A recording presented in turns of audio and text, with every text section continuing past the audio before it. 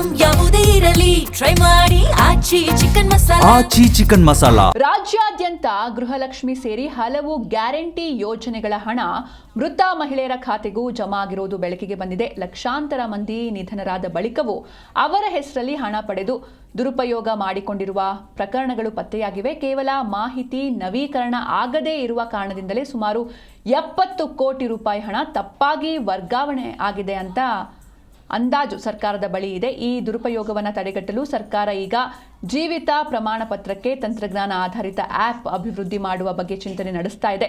ಕುಟುಂಬ ತಂತ್ರಾಂಶದ ಮೂಲಕ ಈ ಅಕ್ರಮ ಪತ್ತೆಯಾಗಿದ್ದು ಮೃತರ ಹೆಸರಿನಲ್ಲಿ ಪಡಿತರವೂ ಕೂಡ ಪಡೆಯಲಾಗಿರಬಹುದೆಂಬ ಅನುಮಾನ ವ್ಯಕ್ತವಾಗಿದೆ. ಬಡವರಿಗೆ ನೆರವಾಗಬೇಕು, ಜೊತೆಗೆ ಮಹಿಳೆಯರ ಆರ್ಥಿಕ ಸಬಲೀಕರಣವೇ ಗುರಿಯಾಗಿರುವ ಗ್ಯಾರಂಟಿ ಯೋಜನೆಗಳು ನಿಧನರಾದವರ ಹೆಸರಿನಲ್ಲಿ ಮುಂದುವರಿಯೋದು ಎಷ್ಟು ಸರಿ ಎಂಬ ಪ್ರಶ್ನೆಯನ್ನ ಮಹಿಳಾ ಮತ್ತು ಮಕ್ಕಳ ಅಭಿವೃದ್ಧಿ ಇಲಾಖೆಯ ಮುಂದೆ ಇಟ್ಟಿವೆ.